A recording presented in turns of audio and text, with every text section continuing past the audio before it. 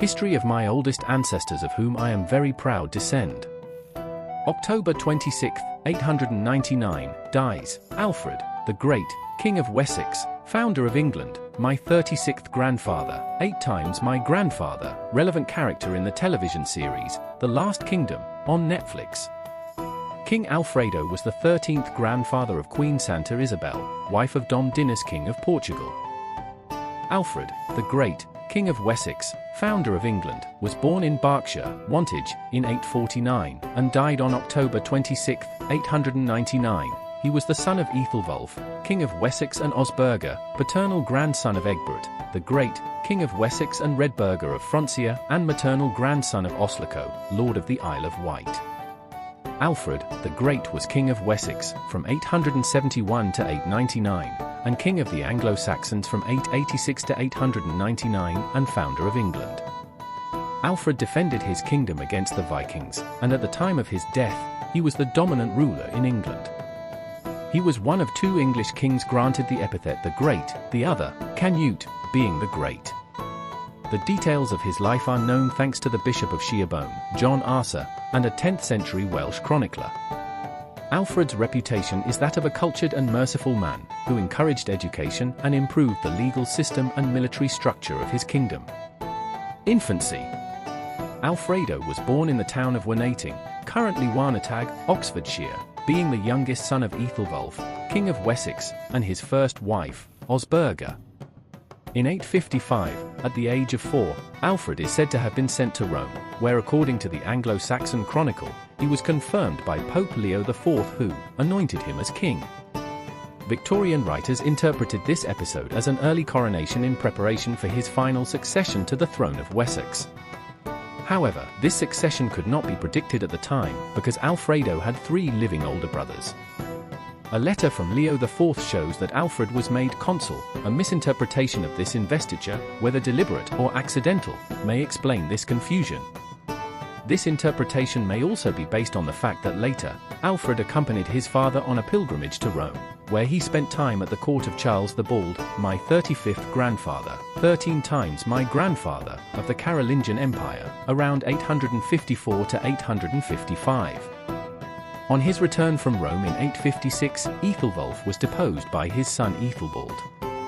With civil war imminent, the kingdom's nobles came together in a council to reach an agreement. Ethelbald would retain the western county, traditional Wessex, and Ethelwulf would reign in the east. When King Ethelwulf died on January 13, 858, Wessex was divided between Alfred's 3 brothers, Ethelbald, Ethelbert and Ethelred, my 37th grandfather, 8 times my grandfather. Bishop Arcer tells the story of a child, Alfredo, who won a book of poetry as a prize, given by his mother who had given it to the first of her children to be able to memorize it. The legend also mentions that young Alfred spent time in Ireland looking for a cure for his illness. Alfredo was affected by health problems throughout his life, possibly Crohn's disease. Statues of Alfred in Winchester and Wantage portray him as a great warrior. Evidence suggests that he would not have been physically strong, and although not lacking in courage, he was known more for his intellect than his warlike character. Reign of Alfredo's brothers.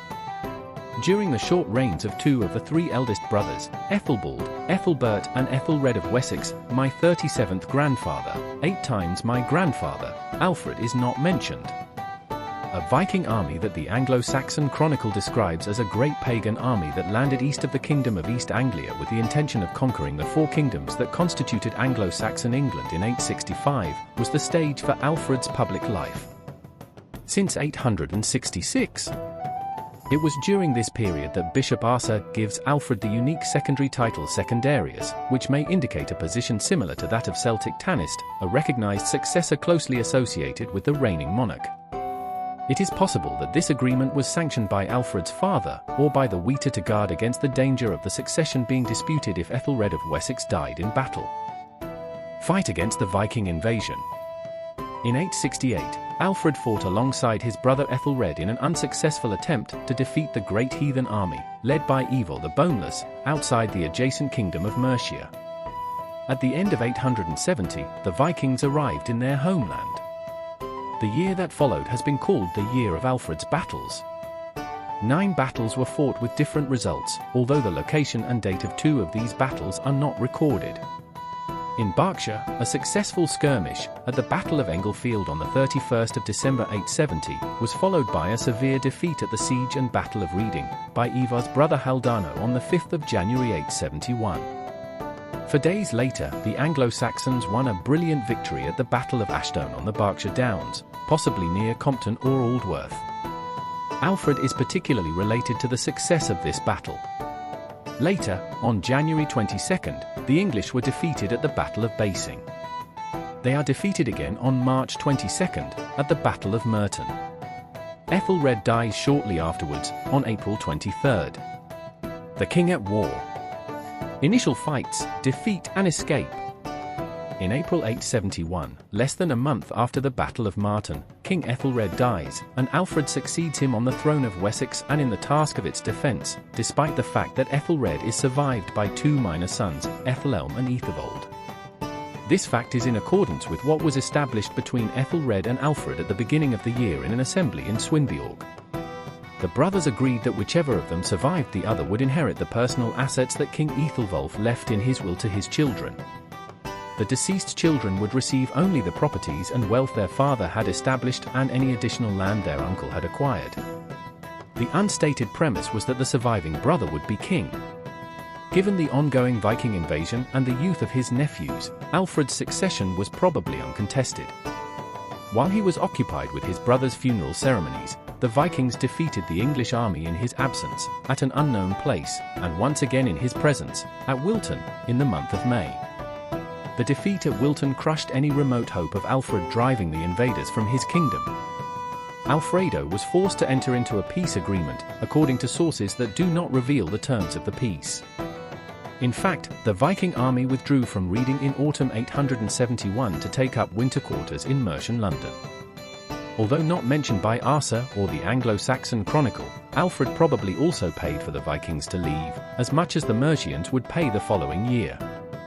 Finds dating back to the Viking occupation of London in 871 have been discovered in Croydon, Gravesend, and Waterloo Bridge. These findings suggest the cost involved in making peace with the Vikings. Over the next 5 years, the Vikings occupied other parts of England. In 876, under a new leader, Guthrum, the Vikings attacked and occupied Wareham in Dorset. Alfred blocked them, but was ineffective in recapturing Wareham by assault. In this way, he negotiated a peace that involved an exchange of hostages, and the Vikings swore under a sacred ring associated with the worship of the Norse god Thor. However, they broke this oath and, after killing all the hostages, fled under cover of night to Exeter in Devon. Alfred blockaded the Viking ships in Devon, and with a fleet destroyed by a storm, they were forced to submit and withdraw to Mercia. In January 878, the Vikings made another sudden attack on Chippenham, a royal fortress in which Alfred had been residing since Christmas. According to the Anglo-Saxon Chronicle, most of the people were murdered, except King Alfred, who with a small troop gathered by him, managed to flee through the woods and marsh, and after Easter he built a fortress in Athelney, and from that fortress he began to fight the enemy. From this fort of Athelney, on an island in the Somerset marshes, Alfred was able to mount an effective resistance movement, bringing together local militias from Somerset, Wiltshire, and Hampshire. The year 870 was a low tide in the history of the Anglo-Saxon kingdoms. With all the other kingdoms fallen to the Vikings, Wessex alone continued to resist. Death, burial, and fate of Alfredo's remains. Alfred died on October 26, 899. The cause is unknown, although he suffered throughout his life from a painful and unpleasant illness. His biographer Asa gave a detailed description of Alfred's symptoms, and this allowed modern doctors to offer a possible diagnosis. It is believed he had Crohn's disease or a hemorrhoidal disease. His grandson, King Edrado, appears to have suffered from a similar illness. Alfred was originally buried in the Old Minster Cathedral, in Winchester, Anglo-Saxon Cathedral of the Diocese of Wessex, perhaps built especially to receive his body. Later in 1110, the monks were transferred to Hyde Abbey and transported the body of the king and that of his wife, Elisvite, and children, presumably near the main altar. Soon after the dissolution of the abbey in 1539, during the reign of Henry VIII, the church was demolished, leaving the tombs intact. The royal tombs and many others were rediscovered by chance in 1788, when they were building a prison on the site. The prisoners dug the entire width of the altar area, and the tombs were stripped of all existing wealth, and the bones were scattered and lost. The prison was demolished between 1846 and 1850. Further excavations in 1866 and 1897 were inconclusive. Excavations carried out by the Winchester Museum Service in 1999 located a second well excavated in front of the site of the high altar, which was identified as dating from 1866, an excavation by amateur antique dealer John Mellor, who claimed they had been recovered. Several bones from the place he said belonged to Alfredo. These later came into the possession of the vicar of St. Bartholomew's Church. In March 2013, the Diocese of Winchester exhumed the bones from the tomb at St. Bartholomew's and placed them in a secure location. The diocese made no claim that they were Alfred's bones, but intended to protect them for further analysis, and from the attention of people whose interest may have been provoked by the recent identification of the remains of King Richard III.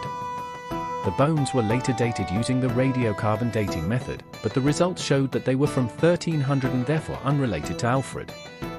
However, it was announced in January 2014 that a pelvis fragment discovered in the 1999 excavations at the Hyde site, which had later come to rest in the storage room of a Winchester museum, had been dated to the correct period.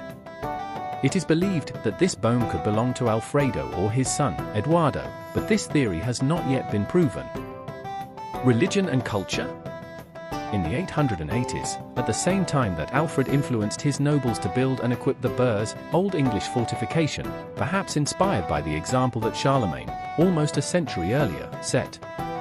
This entailed the recruitment of scholars from the clergy of Mercia, Wales, and abroad in order to increase the value of the court and episcopate, the creation of a court school to educate their own children, the children of the nobles, and the intellectually promising boys from lower birth conditions, an attempt to require literacy in those who held positions of authority, a series of translations into the vernacular from Latin, which the king is said to have considered most necessary for all men to know, the compilation of a chronicle detailing the rise of Alfred's kingdom and of the house, with a genealogy that extended back to Adam, thus giving the West Saxon kings a biblical ancestry.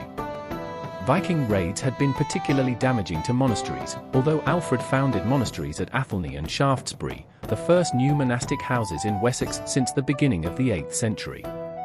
According to Arcer, Alfred attracted foreign monks to England to his monastery at Athelney due to little interest among locals in taking up monastic life.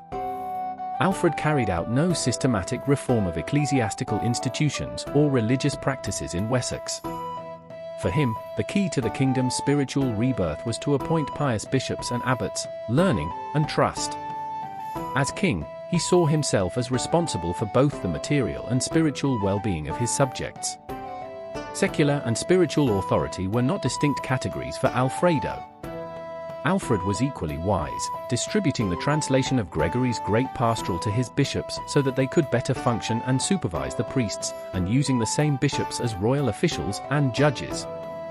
Family and descent.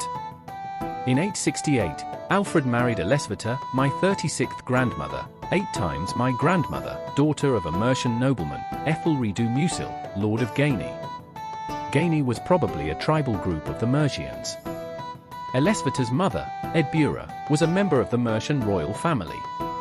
They had 5 children, including Edward, the elder, who succeeded his father as king, Ethelfleda, who would become Lady of Mercia in her own right, and Ilfrida, who married Count Baldwin II of Flanders.